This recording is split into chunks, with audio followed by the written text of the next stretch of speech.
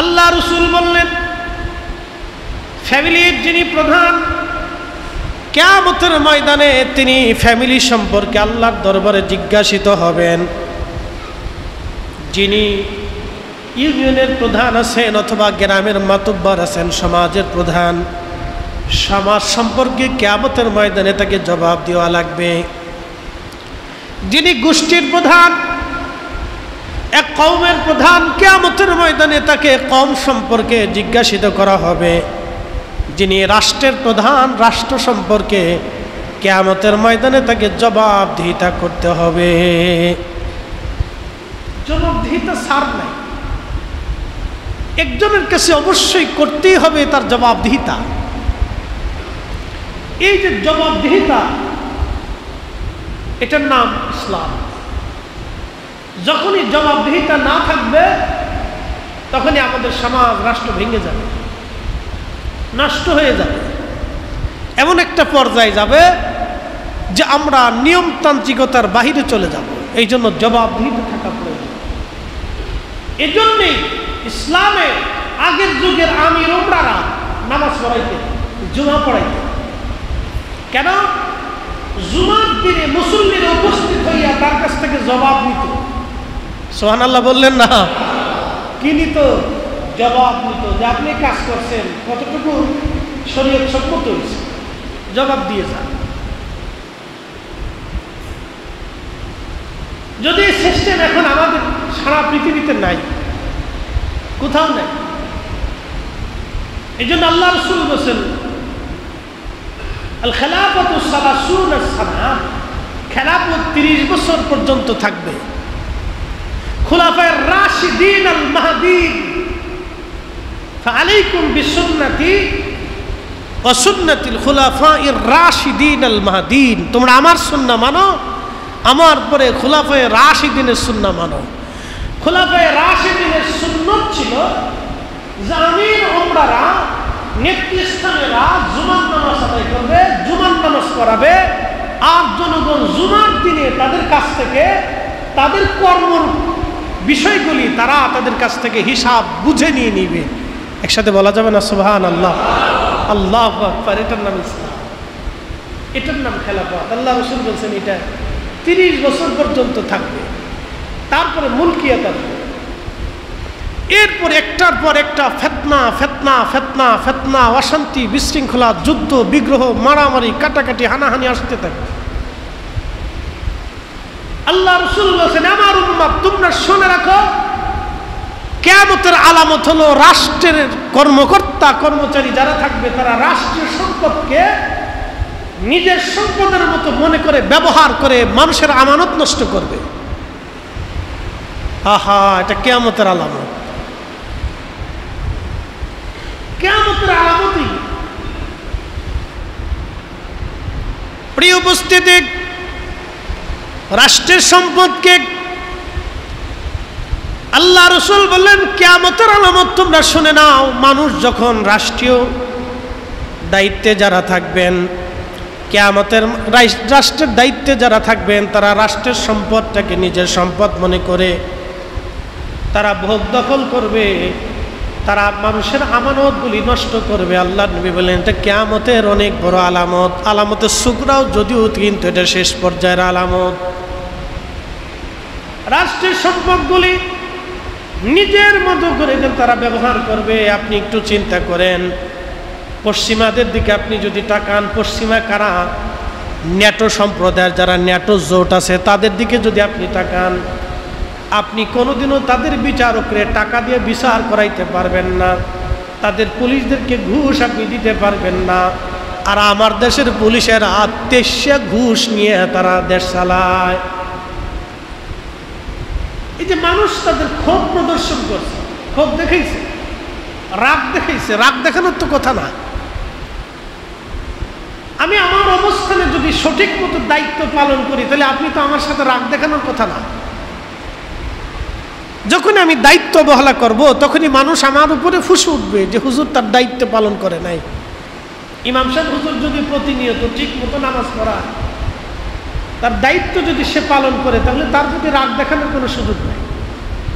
মসজিদের যিনি পরিষ্কার পরিচ্ছন্নতার দায়িত্বে আছেন, খাদেম সাহেব আছেন, তিনি যদি তেনার কাজ ঠিকমতো আঞ্জাম দিয়ে দেন, তাহলে কমিটি তার উপরে রাগ দেখানোর কোনো সুযোগ নাই। সুযোগটা আমরা তৈরি করি, আমাদের ভুলের কারণে, অপরাধের কারণে জনগণ সুযোগ পায়। প্রিয় উপস্থিতি, একটু চিন্তা করেন তো, মুসলিম মিল্লাতের আরবের জমিনে যখন মানুষ দিনই দুপুরে মানুষ জবাই দিত, যখন মানুষেরা দিনই দুপুরে ডাকাতি করত, খুন খারাপি করত, সেই কঠিন সময়ে আল্লাহর নবী আসলেন, মানুষদেরকে কালেমার দিশা দিলেন।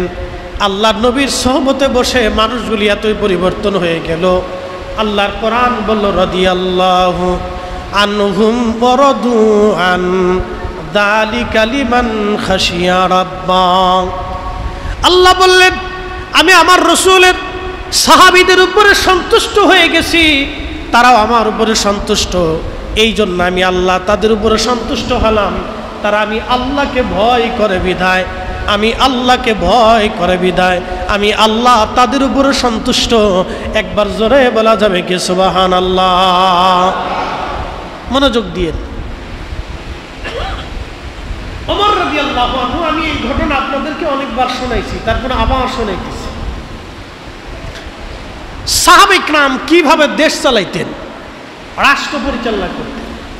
ওমর রাদিয়াল্লাহু আনহু তার স্ত্রী বলতেছে, স্বামী রে, বাচ্চাদের ঈদের কাপড়ের দরকার, ব্যবস্থা করে। তিনি আমিরুল মুমিনিন, খলিফাতুল মুসলিমিন, আরব থেকে আজম, আফ্রিকা থেকে, যার হাতের ইশারাতে রোম সাম্রাজ্য থরথর করে কাঁপতেছে। পৃথিবীর আর একটা সাম্রাজ্য পার্সিয়ান, 3300 বছর ধরে যারা সাম্রাজ্যর উপরে প্রতিষ্ঠিত পার্সিয়ান সাম্রাজ্য, বর্তমান ইরানকে কেন্দ্র করে।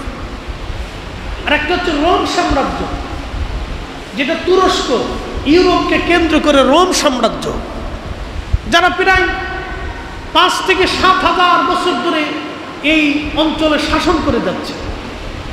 আজকে হযরত ওমরের সেনাবাহিনীর কাছে তারা নাস্তানাবুদ হয়ে যাচ্ছে, পরাজিত হচ্ছে। এরাবিয়ান যাযাবর মানুষের কাছে তারা দিনের পর দিন মার খাচ্ছে, দেশ ছাড়া হয়ে যাচ্ছে। সেই মিল্লাতের যিনি আমির, আমিরুল মুমিনিন হযরত ওমর রাদিয়াল্লাহু আনহু, হযরত ওমর স্ত্রীকে বললেন, বিবি, তোমার সন্তানদেরকে আমি পোশাক কিনে দিব এমন কোনো অর্থ আমার কাছে নাই। বাইতুল মাল থেকে যেই বেতন আমি পাইতাম, সেই বেতন দিয়ে আমার কোনো রকম খাবার দাবার চলে যায়।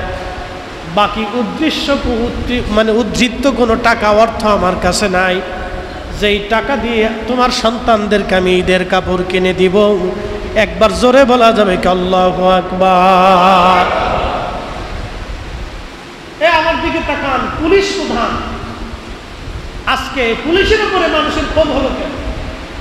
রাষ্ট্রের যিনি পুলিশ প্রধান, আইজিপি না আইজি কি বলে, তিনি যদি দুর্নীতি পরায়ণ না হতেন, নিরপেক্ষ হতেন, তার প্রত্যেকটা অফিসার নিরপেক্ষ হতো। কি কথা বলেন না কেন? তিনি যদি নিরপেক্ষ হতেন, তিনি যদি ঘুষখোর না হতেন, তিনি যদি দুর্নীতির ভিতরে না থাকতেন, তাহলে আমার দেশের প্রত্যেকটা পুলিশ অফিসার দুর্নীতি পরায়ণ হতে পারতো না।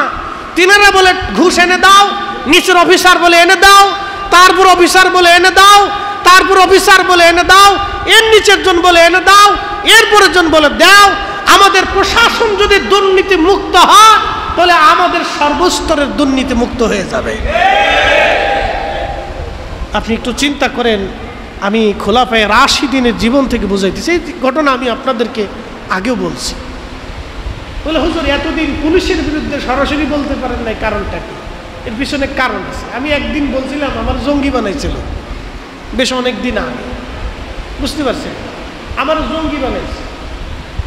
আমি ঘুমায় রয়েছি, ঘুম থেকে ওঠার পরে ঘুমায় সকালবেলা ওয়াজ নসিহত করে ফজরের নামাজ পড়েছি, ঘুমাইছি। ঘুমানোর পরে আমার স্ত্রী খুব হাঁপাচ্ছে, খুব চিন্তিত। কেন, কি হয়েছে? বলে তোমার তো জঙ্গি বানাই ফেলছে। আমি বললাম জঙ্গি বানাইলো, জীবনে জঙ্গির কাজ করলাম না, সারা জীবন মানুষের ভালোর দিকে ডাকলাম, আজকে জঙ্গি হয়ে গেলাম, কারণটা কি? বলে তুমি কোথায় কোন জায়গায় কি ওয়াজ করছো, সেই ওয়াজের জন্য হয়েছে। আমি বললাম বুঝে ফেলছি। এই ঝামেলা শুধুই তো আমার অনেকদিন লাগছে, বুঝতে পারছেন? এগুলি হচ্ছে একদিনের ফসল না, এগুলি বহুদিনের ফসল। একটু চিন্তা করেন, রাষ্ট্রের প্রধান আমিরুল মুমিনিন ঈদের কাপড় কিনে দিবে, পয়সা নাই। একসাথে বলবেন আল্লাহু আকবার। না না, আরো জোরে বলেন, আরো জোরে। এটাই আমাদের ইসলাম, এটাই আমাদের দ্বীপ, এটাই আমাদের ধর্ম। আমরা এইরকম মানুষ চাই আমাদের রাষ্ট্রে। কথা বলেন ঠিক না বেটে? এই ধরনের মানুষ আমরা রাষ্ট্রে চাই। আমরা শুধু রাষ্ট্রে না, প্রত্যেকটা আমলা, প্রত্যেকটা কাজে, সরকারি দপ্তরে, বেসরকারি দপ্তরে এই ধরনের মানুষ দরকার। যেদিন এই ধরনের মানুষ তৈরি হবে, আল্লাহর কসম করে বলি, সেই দিন আমার দেশ সোনার দেশে পরিণত হবে। আমার দেশে সোনার দেশে পরিণত হবে। আমাদের দেশের মানুষগুলি সোনার মানুষ হয়ে যাবে। কথা কোন ঠিক কিনা? একবার পরিষ্কার পরিচ্ছন্ন কথা। হযরত আমিরুল মুমিনিন ওমর রাদিয়াল্লাহু আনহু তিনি বললেন, স্ত্রী, আমার কাছে কোনো সম্পদ নাই, তোমার সন্তানদেরকে আমি ঈদের পোশাক কিনে দিব। দেখেন, এত বড় রাষ্ট্রের প্রধান তিনি, তার কাছে কোনো সম্পদ নাই। ইচ্ছা করলে বাইতুল মাল থেকে নিয়ে নিতে পারতেন, কিন্তু নেন নাই। ভয় কার? যালিকা লিমান খাশিয়া রাব্বা। তারা আল্লাহকে ভয় করত, আল্লাহকে ভয় করত, আল্লাহকে ভয় করত। আল্লাহকে ভয় করার কারণে, আল্লাহকে ভয় করার কারণে, আল্লাহকে ভয় করার কারণে তারা শক্তি থাকা অবস্থায়ও বাইতুল মাল থেকে একটা টুকরা পর্যন্ত নেন নাই। এটার নাম ইসলাম, এটার নাম খেলাফত, এটার নাম মুসলমান। মুসলিম এটাকে বলে। শোনেন, খালি ওনাদের দোষ দিয়ে লাভ নেই, দোষ আমাদেরও আছে। কি কথা কর না কেন? আছে না? নির্বাচন আসার পরে 500 টাকা পায় আপনি ভোট দিয়ে দেন চোরেরে। কি কথা কর না কেন? 500 টাকা পাই আপনি চোরেরে ভোট দেন, ভালো মানুষ চোখে দেখেন না তো। ভালো মানুষের যদি ভোট দিতেন তাহলে ভালো মানুষ উৎসাহিত হইত, ভালো মানুষ এদিকে আসতো। আমাদেরও ত্রুটি আছে, বিচ্যুতি আছে, তো মনোযোগ দেন। আল্লাহ রাসূল কেন আমাদের মাঝে আসছিলেন, কি জন্য পৃথিবীতে তিনি আসছিলেন? এই সমস্ত অন্যায়কে, জুলুমকে, অবিচারকে ধূলিসাৎ করে দিয়ে পৃথিবীতে শান্তি প্রতিষ্ঠিত করার জন্য এসেছিলেন। আমাদেরকে সত্যের পথ দেখাইয়া আখিরাতের মুক্তির জন্য এসেছিলেন। কথা বলেন ঠিক কিনা? যুগে যুগে উলামা, ফুদালা, আউলিয়াতরা বছরের পর বছর ধরে পায়ে হেঁটে হেঁটে আপনার কাছে কালেমার দাওয়াত দিয়েছেন। কি জন্য? বাড়িঘর ফেলাই দিয়ে শাহজালাল ইয়ামানি সুদূর ইয়ামান থেকে এই দেশে আসবে কি জন্য? ওনার দরকারটা কি ছিল? আল্লাহর কালেমাকে, রসুলের দেওয়া দ্বীনকে, আল্লাহর দেওয়া সঠিক পথ থেকে মানুষের মাঝে বাতলানোর জন্য, শেখানোর জন্য এসেছিলেন। আমিরুল মুমিনিন এনার স্ত্রী বলতেছে, স্বামী আমার, তাহলে বাইতুল মালের যিনি দেখেন সরকারি কর্মচারী কেমন হওয়ার দরকার, রাষ্ট্রের যিনি সচিব আছে তেনাকে কেমন হতে হবে, রাষ্ট্রের যিনি অর্থমন্ত্রী আছে তেনাকে কেমন হতে হবে, রাষ্ট্রের যিনি আইনমন্ত্রী আছে তেনাকে কেমন হতে হবে, রাষ্ট্রের যিনি পররাষ্ট্রমন্ত্রী আছে তেনাকে কেমন হতে হবে, রাষ্ট্রের যিনি স্বরাষ্ট্রমন্ত্রী আছে তাকে কেমন হতে হবে, রাষ্ট্রের যিনি ধর্মমন্ত্রী আছে তাকে কেমন হতে হবে, রাষ্ট্রের প্রত্যেকটা এমপি মন্ত্রী যার যার অবস্থান থেকে, যার যার সরকারি অফিসার থেকে, ব্যাংকের গভর্নর থেকে, ব্যাংকের জিএম থেকে শুরু করে তার তার অবস্থানে কেমন হতে হবে সেটা আল্লাহর রসুলের সাহাবায়ে কেরাম শিখিয়ে দিয়ে গেলেন হাতে কলমে। এই জন্য আল্লাহ রসুল বলছেন, ফাআলাইকুম বিসুন্নতি, তোমরা আমার আদর্শ মানবা, ওয়া সুন্নাতিল খুলাফায়ে রাশিদিন আল মাহদিন, আমার খুলাফায়ে রাশিদিনের সুন্নাত তোমরা মানবা। যদি মানতে পারো তাহলে তোমরা শুনে রাখো, তোমরা পথভ্রষ্ট হবে না, তোমরা গুমরা হবে না, তোমরা হারিয়ে যাবে না, তোমরা বিপথে যাবে না, তোমরা আল্লাহর পথেই থাকবে যদি এই দুইটা সুন্নাহকে তোমরা জীবনে মেনে চলো। একসাথে বলা যাবে সুবহানাল্লাহ। হাজিরিন, খুব মনোযোগ। তো হযরতে খলিফাতুল মুসলিমিন ওমর রাদিয়াল্লাহু আনহুকে স্ত্রী বলতেছেন স্বামী বাইতুল মালের যিনি অর্থমন্ত্রী আছে তেনার নাম আবু উবাইদা ইবনে জাররাহ, দুনিয়ার থেকে জান্নাতের সার্টিফিকেট পেয়েছিলেন সেই সাহাবী। তার কাছে আপনি এক মাসের আগাম বেতন নিয়ে আসেন। হযরত ওমর অর্থমন্ত্রীর কাছে অ্যাপ্লিকেশন করলেন আগামী 1 মাসের বেতন যেন খলিফাকে দেওয়া হয়, কারণ আমি আমার সন্তানদের জন্য ঈদের কাপড় কিনব, আমার কাছে কোনো অর্থ নাই, আগামী 1 মাসের বেতন আমাকে দিয়ে দেওয়া হোক। অ্যাপ্লিকেশন চলে গেল অর্থমন্ত্রীর কাছে।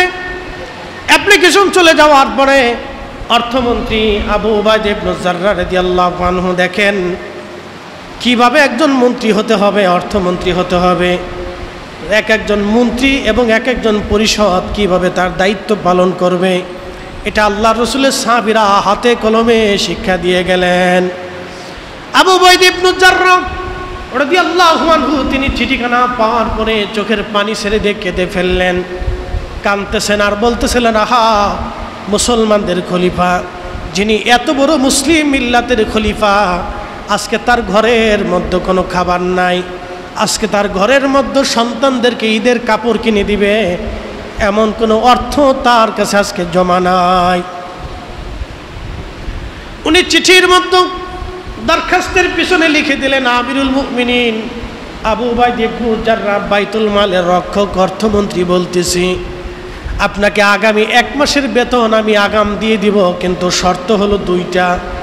1 নম্বর শর্ত, মুসলমানরা আগামী 1 মাস পর্যন্ত আপনাকে খেলাফতের আসনে রাখবে কিনা গ্যারান্টি দিতে হবে। আল্লাহু আকবার। মুসলমানরা আগামী 1 মাস আপনাকে খেলাফতে রাখবে কিনা গ্যারান্টি দিতে হবে। এই জন্য আল্লাহ বলছেন, কুলিল্লাহুম্মা মালিকাল মুলকি তুতিল মুলকা মান তাশাউ ওয়া তানজিউল মুলকা মিম্মান তাশাউ।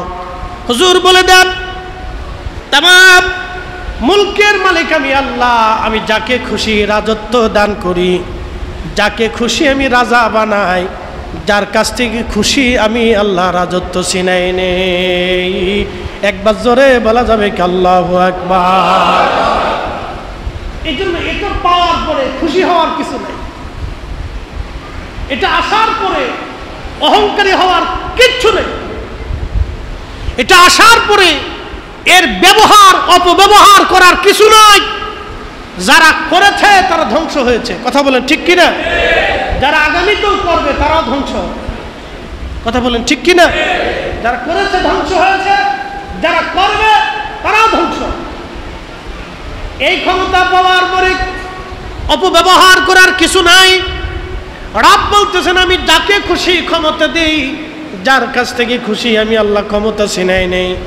তুইজ্জু মান তাশাউ ওয়া তুযিল্লু মান তাশাউ, আমি যাকে খুশি ইজ্জতওয়ালা বানাই দেই, যার কাছ থেকে খুশি আমি আল্লাহ ইজ্জত ছিনাই নেই। দেখেন, রাতেও যারা ইজ্জতওয়ালা ছিল সকালবেলা তারা ইজ্জত হারা হয়ে গেছে। এটা আল্লাহ পাকের ইচ্ছা, এবং ইজ্জতওয়ালা হওয়ার পরে এটার অপব্যবহার যারা করবে আল্লাহ তাদেরকেও আবার ইজ্জতহীন বানায় দেবে। এটা পাওয়ার পরে অহংকারী হওয়ার কিচ্ছু নেই। এটা পাওয়ার পরে একেবারে দিশাহীন হয়ে যাওয়ার কিছু নেই। যিনি দিছেন তিনি নিয়ে চলে যাবেন, যিনি দেন তিনি নিয়ে যান। এটা আল্লাহ পাকের বিষয়। তো মনোযোগ দেন। খলিফাতুল মুসলিমিন হযরত ওমর রাদিয়াল্লাহু আনহু আবু উবাইদা ইবনে জাররাহ বলতেছেন, হুজুর আপনি গ্যারান্টি যদি দিতে পারেন আগামী 1 মাস, এই আগামী 1 মাসে আপনাকে মুসলমানরা ক্ষমতায় রাখবে কিনা। দ্বিতীয় গ্যারান্টি, আপনি আগামী 1 মাস পর্যন্ত বেঁচে থাকবেন কিনা। যদি গ্যারান্টি দিতে পারেন তো আগামী 1 মাসের বেতন আপনাকে আমি দিয়ে দেব। সুবহানাল্লাহ বললেন, আর একটু জোরে বলেন। নাম অর্থমন্ত্রী, মুসলিম মিল্লাতের খোলাফায়ে রাশিদিনের অর্থমন্ত্রী তিনি। খোলাফায়ে রাশিদিনের অর্থমন্ত্রী তিনি, খেলাফতের খলিফা, যিনি বিরাট ক্ষমতার অধিকারী, যার ভয়ে রোম সাম্রাজ্য কাঁপতেছে, যার ভয়ে পার্সিয়ান সাম্রাজ্য কাঁপতেছে, তিনার মতো খলিফা অর্থমন্ত্রীর কাছে অ্যাপ্লিকেশন করার পরেও মিল্লাতের, মুসলিম মিল্লাতের খোলাফায়ে রাশিদিন অর্থমন্ত্রী টাকা তো দেনই নাই, অর্থ তো আগামী 1 মাসের বেতন দেনই নাই, শর্ত আরোপ করে দিয়ে বললেন যদি দিতে পারেন গ্যারান্টি, তাহলে আপনাকে আমি বেতন দিয়ে দেব। খলিফাতুল মুসলিমিন চিঠি পাওয়ার পরে কেঁদে দিয়ে বললেন, আহা, যতদিন পর্যন্ত মুসলিমদের ভিতরে এইরকম আমানতদারি লোক থাকবে ততদিন মুসলমানরা মিথ্যার কাছে, কাফেরের কাছে মাথা নত করে থাকবে না, তারা মাথা উঁচু করে থাকবে। ধরে বলা যাবে আল্লাহু আকবার। মুসলিম, তারা মুসলমান ছিলেন। বলেন তো, আমাদের দেশে যদি সর্বক্ষেত্রে এরকম আমানতওয়ালা লোক হয়ে যায়, তাহলে আমাদের দেশে আর এই 2 নম্বরই অর্থ লুটপাটি কোনো সুযোগ আছে? দ্রব্যমূল্যের দাম বাড়তে পারে? কখনোই না। রাস্তা দিয়ে আসে, আপনারা দেখেন না, আমরা দেখি, আমরা সারা রাত ঘুরে বেড়াই, মাহফিল করে রাত্রিবেলা আসি, তো পুলিশ আমাদের এই গাড়ি দেখলে আস্তে করে সরে যায়, আর ট্রাক দেখলে হাত বাড়ায় দেয়, মানে ভিক্ষুক হাত বাড়াইছে, টাকা নেয়, প্রত্যেক ট্রাক চালকদের কাছ থেকে টাকা নেয়। বলে ট্রাক চালক যারা, তাদের লাইসেন্স নেই, অনেক গাড়ির ফিটনেস নেই, এবং বছরে যে সরকারকে ট্যাক্স দিতে হয়, অধিকাংশ ট্রাকের ট্যাক্সের কাগজ নেই, ড্রাইভারের লাইসেন্স নাই, তারা পুলিশে টাকা দেয়। টাকা দিয়ে আসার পরে প্রত্যেক রাত্রিবেলা ঘাটে ঘাটে ঘাটে ঘাটে পুলিশ টাকা নেয়, প্রত্যেক স্থানগুলিতে চান্দাবাজরা টাকা নেয়। এইভাবে টাকা নিতে নিতে ব্যবসায়িকরা ওই টাকার উসুল উঠাইতে যাইয়া 10 টাকার জিনিস 12 টাকা দাম বলিয়া আমাদের কাছ থেকে কষাই নিয়ে যায়। তখন এই কষ্টগুলি আমাদের দেশের গরিব মানুষের ঘাড়ের উপরে এসে পড়ে। আমার দেশের কৃষক মূল্য ঠিক মতো পায় না, সিন্ডিকেটের কারণে। আপনি জানেন, যারা ধান চাষ করে, যারা কৃষক, যারা সারাদিনে কাজ করে, মরিচ খেতে যেই বেটা মরিচ খেত পরিষ্কার করে, জিজ্ঞেস করবেন গরমের ভিতরে, এই প্রচণ্ড গরমে মরিচ খেত পরিষ্কার করার ঝালটা কতটুকুন। শুধু মরিচ খেতে ঝাল না, তার পুরা শরীরে ঝাল লাগে।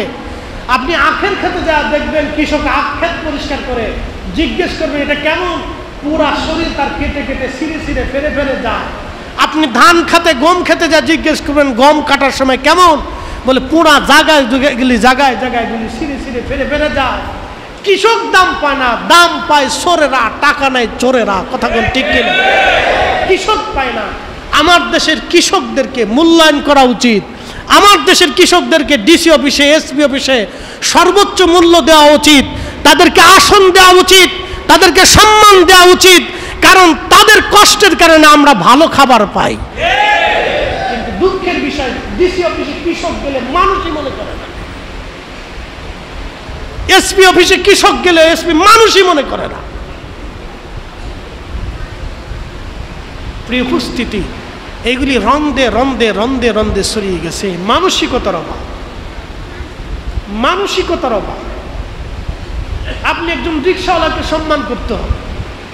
আপনি এই কাজ করে খাচ্ছে, যে ফুটপাতে সবজি বিক্রি করে, তাকে সম্মান করতে হবে। বুঝতে হবে ওর অল্প টাকার ব্যবসা, ও অনেক কষ্ট করে রুজি করে, তাকে সম্মান করতে হবে। প্রত্যেকের কাজে সম্মান করতে হবে। যে হালাল কাজ করে, হালাল কাজে তাকে সম্মান করতে হবে। যদি সম্মান করতে পারেন, তাহলে আমাদের সমাজ পরিবর্তন হবে। তো এই যে রাজত্ব পাওয়ার পরে, ক্ষমতা আসার পরে এটার অপব্যবহার করা অনুচিত। এগুলি কিছু নেই, এগুলো অল্প সময়ের জন্য। আমরা অনেক সময় দিশাহারা হয়ে যাই। আল্লাহ তার রসুলের চরিত্রে, সাহাবায়ে কেরামের আদলে আমাদের জীবন ব্যবস্থা, আমাদের দেশ পরিচালিত হোক, এটা আমরা চাই। কথা বলেন ঠিক কিনা? এটা আমাদের প্রয়োজন, এটা আমরা চাই। আল্লাহ যেন আমাদেরকে সেই তৌফিক দেন, আল্লাহ যেন আমাদের তার উপরে দয়া করেন। সকলে বলেন আমিন। প্রিয় উপস্থিতি, এটা সাহাবায়ে কিরামের খোলাফায়ে রাশিদিনের আদলে আমি রাষ্ট্রীয় ব্যবস্থার উপরে বললাম। দুর্নীতি এক জায়গা না, রন্ধে রন্ধে দুর্নীতি। বাজারে গেলে চাঁদা আদায়, স্ট্যান্ডে গেলে চাঁদা আদায়, গাড়িতে চাঁদা আদায়, অমুক জায়গায় চাঁদা, তমুক জায়গায় চাঁদা, চাকরি নিতে গেলে ঘুষ লাগে, অমুক লাগে, তমুক লাগে। এইগুলি যদি পরিপূর্ণ মতো আমাদের দেশে একবারে ভেঙে দেওয়া যায়, তাহলে আমাদের দেশের প্রশাসন যদি শক্ত হয় এবং নিরপেক্ষ হয়, আমাদের প্রশাসন যদি ধরেন একবারে ঘুষমুক্ত হয়ে যায়, দুর্নীতিমুক্ত হয়ে যায়, তাহলে আমাদের সমাজ, আমাদের রাষ্ট্র ভালো হয়ে যাবে।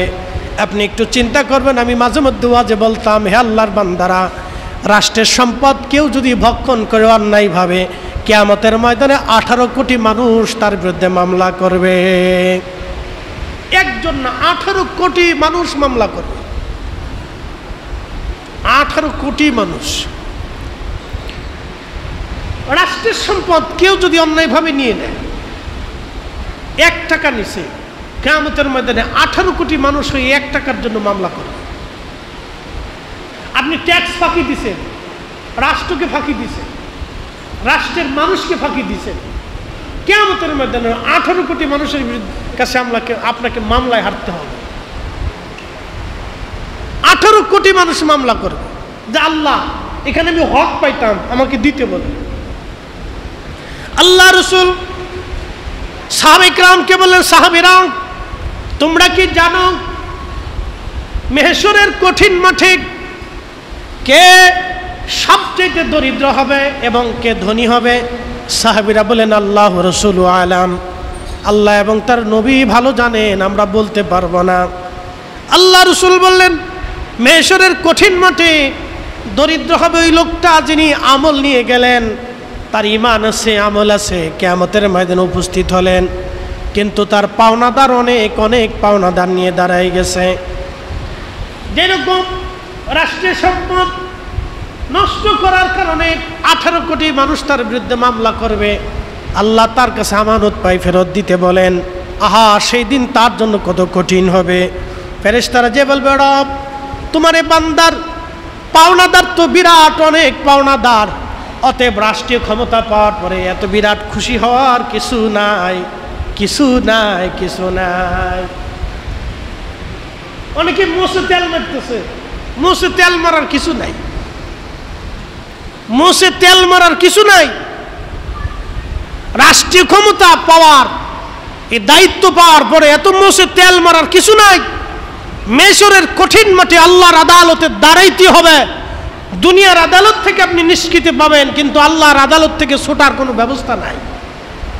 আপনাকে আমাকে তো মরতে হবে, মারা যেতেই হবে। মরে যাওয়ার পরে পৃথিবীতে আসার তোর কোনো সুযোগ নাই। মৃত্যু তো হবেই আপনার আর আমার, মরতে তো হবেই, আল্লাহর কাছে ফিরে যেতেই হবে। এখানে কোনো সুযোগ নেই, আল্লাহর কাছে সবাইকে ফিরে যেত। তো যাওয়ার পরে মামলা হয়ে গেল কিয়ামতের ময়দানে। 18 কোটি মানুষ মামলা করছে।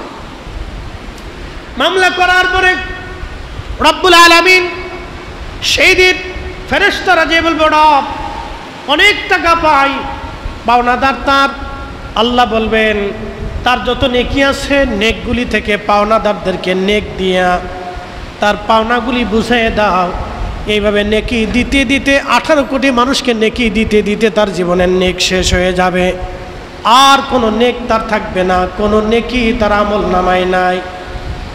এরপরে ফেরেশতারা যে বলবে, রব, তার আমল নামায় কোনো নেকি নাই। আল্লাহ বলবেন, নেকি যেহেতু নাই, পাওনাদারদের গুনাহগুলি আমার ওই বান্দার আমল নামায় চাপায় দাও। গুনাহগুলি চাপাইতে চাপাইতে উহুদ পাহাড় পরিমাণ হয়ে যাবে। আল্লাহর ফেরেশতারা বলবে, রব, তোমার এই বান্দার নেক অনেক ছিল, কিন্তু আজকে গুনাহ অনেক হয়ে গেছে। আল্লাহ, মেহেরবানি করে আপনি হুকুম করেন, আমরা কি করব এখন? আল্লাহ বলবেন, তাকে জাহান্নামে দিয়ে দাও। আল্লাহ রাসূল বললেন, সাহাবীরা, এই লোকটা হলো সবচেয়ে দরিদ্র, যে আমল নিয়ে কিয়ামতের মাঠে উঠলো, কিন্তু কোনো আমল তার আমল নামায় রইল না। পাওনাদারকে দিতে দিতে তার আমল শেষ। এই জন্য সরকারি প্রতিষ্ঠানে সুযোগ আসাটা এটা আল্লাহর পক্ষ থেকে আপনার উপর আমানত। যদি আমরা সঠিক মতো আমানতটাকে রক্ষণ করতে পারি তাহলে মেহশরের মাঠে আপনার জন্য একটা পুরস্কার আছে। আর যদি রক্ষা না করতে পারি তাহলে কঠিন কিয়ামতের ময়দানে আমার আপনার জন্য কঠিন শাস্তির ফয়সালা আছে। সাহাবা কিরাম বললেন, ইয়া রাসূলুল্লাহ, কিয়ামতের মাঠে ধনী কে? প্রিয়ারা নবী বললেন, ধনী ওই ব্যক্তি যে মৃত্যুবরণ করলো, করার পরে তার মুহিব্বিনরা, আপনজনরা তার জন্য দোয়া করলো। অনেক দোয়া করছেন, যেমন আপনি বাবা মারা গেছে, দোয়া করছেন, মাদ্রাসার তলবে ইলমদেরকে খাওয়াইছেন, তাদেরকে দিয়ে খতম দেওয়াইছেন, কোরআনের খতম, আপনি নফল নামাজ পড়ছেন, হজে উমরায় গিয়ে বাবা মার জন্য উমরা করছেন, এরপরে কাবাতে যায় হেরেমে যায় দোয়া করছেন, মসজিদে বসে দোয়া করছেন, এই বিভিন্ন সময় আপনি বাবা মার জন্য দোয়া করছেন, কবর জিয়ারত করছেন। এই যে নেক আমলগুলি, আল্লাহ রাসূল বললেন এই নেক আমলগুলি তাকে কবরের ভিতরে তার আমলনামায় দিয়ে দেওয়া হবে। সে যখন হাসরের মাঠে উঠবে, উঠার পরে দেখবে উহুদ পরিমাণ তার নেক, বিরাট তার নেকের পাহাড়। সই আল্লাহর বান্দা ডাক দেবে, রাব্বি আমি তো এত নেক আমল করি নাই, আল্লাহ আল্লাহ এত নেক আমল তো আমি করি নাই। আল্লাহ বলবেন, বান্দা তুমি নেক করো নাই ঠিক আছে, কিন্তু তোমার ইন্তেকালের পরে তোমার আওলাদ, তোমার সন্তান, তোমার প্রিয়জনরা তোমার জন্য দোয়া করেছিল। আমি আল্লাহ তোমার আমলের প্রতি খুশি হইয়া, তুমি বান্দার প্রতি খুশি হইয়া তোমার এই বাড়তি আমলগুলিকে আমি আল্লাহ উহুদ পরিমাণে বাড়াইয়া আজকে তোমাকে ক্ষমা করে দিলাম। নবী বলতেছেন এই লোকটা ধনী, কিয়ামতের মাঠে ধনী। আর যে রাষ্ট্রের সম্পদ নষ্ট করে কিয়ামতের ময়দানে যে দাঁড়াইলো, 18 কোটি মানুষ মামলা করবে, এই লোকটা গরিব। এই লোকটা গরিব, সে আমল নিয়ে গেছে, হজ নিছে, জাকাত নিছে, সব নিছে, কিন্তু কিচ্ছু পাবে না। এই জন্য আমাদেরকে খুশি হওয়ার কিছু নাই। এখান থেকে আমাদের এত বেশি কিছু নাই। যদি আমরা আমাদের দেশে নিরপেক্ষ, ভালো, দুর্নীতি পরায়ণ না, দুর্নীতিবাজ না, তো ভালো শাসক যদি আমরা পাই, যিনি আল্লাহর কোরআন ও রাসূলের সুন্নাহ অনুযায়ী দেশ পরিচালনা করবে, তাহলে আমাদের খুশি হওয়ার কিছু আছে। কি কথা কর না কেন? এখন ঠিক আসতে বললেন কেন? জোরে বলেন। যদি কেউ আল্লাহর আইনে রাসূলের তরিকায় পরিচালনা করে তাহলে খুশি হওয়ার অনেক কিছু আছে, আর নতুবা খুশি হওয়ার কিছু নাই। খুশি হওয়ার তেমন কিছু নেই। তো আল্লাহ রাব্বুল আলামিন আমাদেরকে যেন এইরকম রাষ্ট্রপ্রধান দেন বা বিভিন্ন স্থানে এই ধরনের লোক দেন যারা নামাজি, পরহেজগার, মুত্তাকি, আল্লাহকে ডরায়, ভয় করে, আমানতের রক্ষক হিসেবে কাজ করে, তাহলে আমাদের জন্য অনেক ভালো, অনেক বেনিফিট আছে। আল্লাহ যেন সেটাই আমাদেরকে দেন, আমরা সেই জন্য আল্লাহর কাছে বেশি বেশি করে দোয়া করি। এছাড়া আমাদের তো আর তেমন কোনো শক্তি নেই। আল্লাহর কাছে দোয়া করা ছাড়া আমাদের আর কোনো পথ নাই। যেন আল্লাহ আমাদের উপর এই ধরনের ব্যক্তিকে আমাদের দায়িত্বে দিয়ে দেন, যারা আমাদের জন্য উত্তম কাজ করবে, ভালো কাজ করবে। আল্লাহ যেন আমাদেরকে সে তৌফিক দেয়, আল্লাহ যেন সে সহনশীলতা আমাদেরকে দেয়, আমরা অন্যায় না করি, ক্ষমতা পাওয়ার পরে সেটার অপব্যবহার যাতে আমরা না করি, আমরা সমাজে মিলেমিশে থাকি, অনেক কিছু, অনেক কাজ থেকে, অনেক বিষয় থেকে আমরা যেন শিক্ষা অর্জন করি। আল্লাহ আমাদেরকে শিখার তৌফিক দিক, বুঝার তৌফিক দিক, আমল করার তৌফিক দিক। আমরা যেন একেবারে উন্মাদ না হয়ে যাই, ক্ষমতার কোনো স্থানে, কোনো ব্যবস্থায়, কোনো অবস্থানে আমরা যেন অপব্যবহার না করি। আমরা যেন আমাদের যে যে অবস্থান আছে সে অবস্থান থেকে স্ব ক্ষেত্রে ভালো কাজ করি, আমল সুন্দর করি, রসুলের তরিকা আমরা যেন কাজ করি, আমাদের দিলটাকে নরম করি, আল্লাহর পথে নিজেকে ঝুঁকাই দেই, রুজাই দেই, আল্লাহর পথে নিজেকে, নিজের সন্তানদেরকে, স্ত্রীদেরকে, পরিবারকে যেন আল্লাহর পথে পরিচালিত করি, আল্লাহর দিকে নিয়ে আসি, ভালো কাজের দিকে আমরা যেন মানুষদেরকে উদ্বুদ্ধ করি, আমাদের যুবশ্রেণীদেরকে যেন আরও ভালো কাজের দিকে উদ্বুদ্ধ করি। আল্লাহ আমাদের তৌফিক দান করুন, সকলে বলে না আমিন। দানের হাত প্রশস্ত রাখবো। মসজিদ আল্লাহর ঘর, আপনারা জানেন।